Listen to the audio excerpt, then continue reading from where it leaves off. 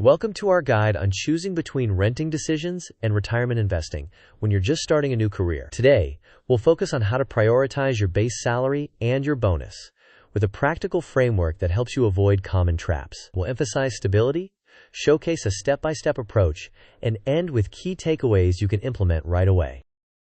Here's our roadmap. First, we'll frame the dilemma of housing versus retirement investing. Next, we'll discuss why you should not treat your bonus as reliable income. Then, we'll prioritize building an emergency fund before investing.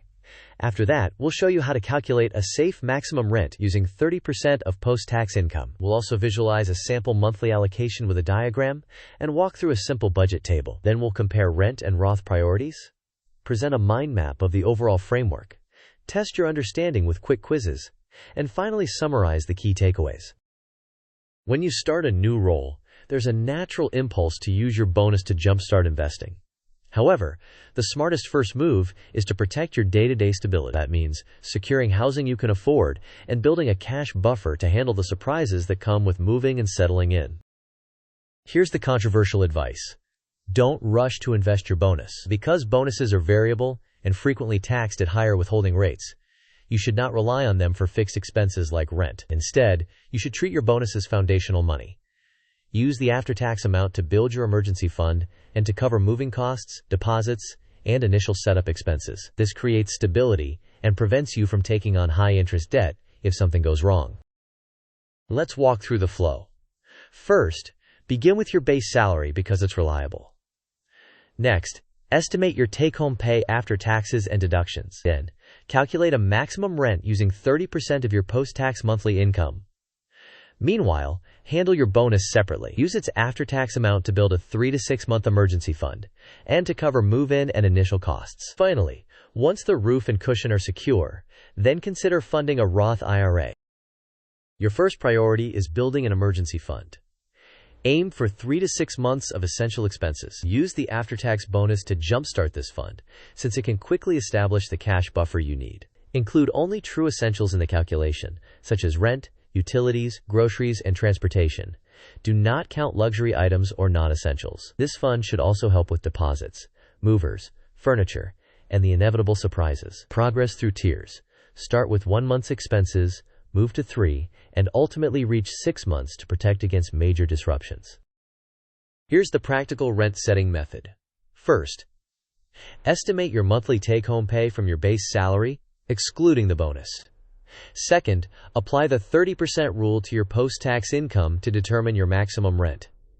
Third, leave room for utilities and renter's insurance when deciding on an apartment. Fourth, do not rely on a future roommate or a potential bonus to make the rent work. Finally, revisit your calculations each year as your base pay and tax situation change. This pie chart shows a sample approach for allocating your monthly take-home pay. Keep rent at or below 30%. Allocate a substantial portion to essentials like utilities, groceries, and transportation. Direct savings towards the emergency fund until it's fully funded.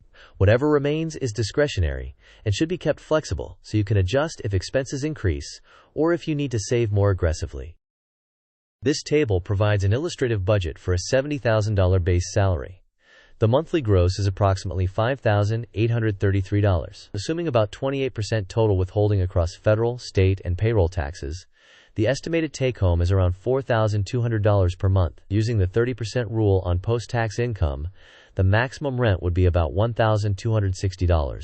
Essentials might total approximately $1,600.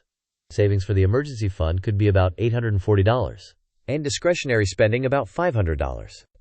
If you receive a $10,000 bonus, after typical withholding, the net might be around $6,500 as a one-time amount, which you should apply to deposits, moving, and seeding your emergency fund. These figures are examples only, and will vary by location, benefits, and tax situation. On the left, prioritize rent within the 30% of post-tax income and build your emergency fund first. This sequence prevents becoming house poor, reduces the risk of taking on high-interest debt, stabilizes your cash flow, and ensures you can handle move-in and surprise expenses. On the right, a Roth IRA is a powerful tool for long-term growth and tax-advantaged withdrawals, but it should come after you secure housing and establish your cash cushion. Once stable, you can begin contributing, even with small amounts, and increase over time. This mind map summarizes the framework. In Phase 1, cover needs like keeping rent at or below 30% of post-tax income and setting bills on autopay. In Phase 2, build your cushion by targeting 3 to 6 months of essential expenses and using sinking funds for upcoming costs. In Phase 3, address wants, such as starting a Roth IRA and investing more broadly. Throughout all phases, perform risk checks to account for bonus variability and to avoid becoming house poor. Quiz time. What is the safest first use of a $10,000 gross bonus when starting a new job? Option A, invest it fully in a Roth IRA immediately. Option B, use it to upgrade to a more expensive apartment. Option C, allocate the after-tax amount to an emergency fund and move in costs. Option D, count it toward monthly rent affordability. You may pause the video now to think about the answer.